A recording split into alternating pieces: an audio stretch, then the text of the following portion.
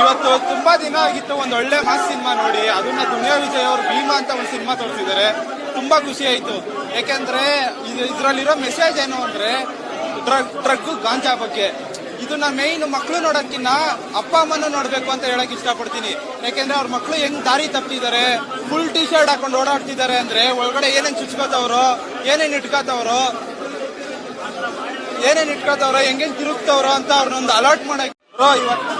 ಇವತ್ತು ತುಂಬಾ ದಿನ ಆಗಿತ್ತು ಒಂದು ಒಳ್ಳೆ ಮಾಸ್ ಸಿನಿಮಾ ನೋಡಿ. ಅದನ್ನ ದುನಿಯಾ ವಿಜಯ್ ಅವರು ಭೀಮಾ ಅಂತ ಒಂದು ಸಿನಿಮಾ ತೋರಿಸಿದ್ದಾರೆ. ತುಂಬಾ ಖುಷಿ ಆಯ್ತು. ಯಾಕೆಂದ್ರೆ ಇದ್ರಲ್ಲಿರೋ ಮೆಸೇಜ್ ಏನು ಅಂದ್ರೆ ಡ್ರಗ್ ಗಾಂಜಾ ಬಗ್ಗೆ. ಇದನ್ನ ಮೇಯ್ನ್ ಮಕ್ಳು ನೋಡೋಕ್ಕಿನ್ನ ಅಪ್ಪ ಅಮ್ಮನ ನೋಡ್ಬೇಕು ಅಂತ ಹೇಳಕ್ ಇಷ್ಟಪಡ್ತೀನಿ.